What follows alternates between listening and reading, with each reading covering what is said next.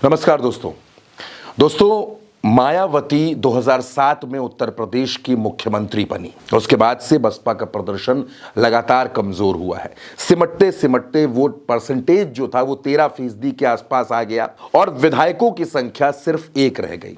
हाल ही में बिहार में विधानसभा का चुनाव हुआ। बिहार में मायावती की पार्टी के प्रत्याशी को जीत मिल गई। जाहिर सी बात है कि बसपा का जोश उससे बढ़ा हुआ है। जो विधानसभा का चुनाव जीते हैं वो यादव हैं, सतीश यादव उनका नाम है। मायावती की पार्टी अब कमबैक करने की तैयारी कर रही है, लेकिन मायावती ने जो रणनीति बनाई है वो रणनीति भारतीय जनता पार्टी को बेचैन कर देगी। आप जानते हैं कि भारतीय जनता पार्टी के लिए थिंक टैंक का काम संघ करता है, आरएसएस करता है, और अब मायावती भी आरएसएस की तर्ज पर ही बसपा की रणनीति बना रही है।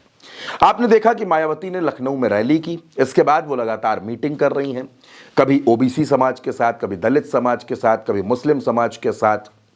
मायावती ने बहुजन समाज पार्टी में एक नई जान फूंकने की कोशिश की है। सतीश चंद्र मिश्रा, आकाश आनंद और मायावती, ये तिकड़ी इस समय रणनीति बना रही है। लखनऊ की रैली के बाद अगला शक्ति प्रदर्शन ग्रेटर नोएडा में 6 दिसंबर को होने जा रहा है। लेकिन क्योंकि मैंने आपसे यह कहा कि मायावती आरएसएस की तर्ज पर रणनीति बना रही है, तो आरएसएस क्या करता है? आरएसएस घर घर पहुंच बनाता है। बहुत चुपचाप, बहुत शांति से, बिना किसी शोर, बिना किसी हल्ले के आरएसएस सीधे लोगों के घरों तक पहुंचता है। लोगों को जिम्मेदारी दी जाती है, किसी को 10 लोगों की, किसी को 20 लोगों की, किसी को 5 लोगों की, कि आपको इनसे संवाद करना है और कंटिन्यू आपको इनके टच में रहना है। ये आरएसएस की एक बड़ी रणनीति होती है। आरएसएस एक बड़ा संगठन है। लेकिन अब मायावती क्या करने जा रही हैं? मायावती इन दिनों चुपचाप मीटिंग कर रही हैं, नेताओं को अपने घर बुलाती हैं, मीटिंग करती हैं, बातचीत करती हैं, जो दिशा निर्देश देने होते हैं दे देती हैं, बता देती हैं। सतीश चंद्र मिश्रा भी ऐसे ही काम कर रहे हैं, आकाश आनंद भी ऐसे ही काम कर रहे हैं। और अब मायावती उत्तर प्रदेश के 18 मंडलों में, जो उत्तर प्रदेश में 18 मंडल हैं, हर मंडल में जाएंगी, एक रात रुकेंगी, कार्यकर्ताओं से मिलेंगी, उन्हीं के घर पर रुकेंगी, वहीं पर कार्यकर्ता बुलाए जाएंगे, नेता बुलाए जाएंगे और फिर 27 की तैयारियों पर मंथन होगा। ऐसा मायावती क्यों कर रही हैं? दरअसल जब आप परिवार के लोगों के बीच में बैठते हैं, जिस नेता के आप घर जाएंगे वहां परिवार के लोग होंगे, आस पड़ोस के लोग होंगे, लोगों को बुलाया जाएगा।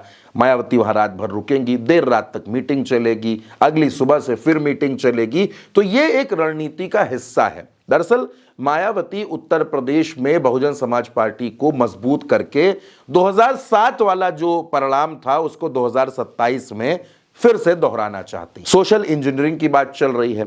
एक मोटे तौर पर जो आंकड़ा है, उत्तर प्रदेश में जो मुस्लिम है वो 19% और दलित है 20%। मायावती दरअसल अखिलेश यादव के MY कार्ड का जवाब निकाल रही हैं, उसकी काट निकाल रही हैं, और उसकी काट है मायावती का डीएम यानी कि दलित और मुस्लिम। दलित और मुस्लिम के सहारे मायावती उत्तर प्रदेश में एक बड़ा परिवर्तन करना चाहती हैं।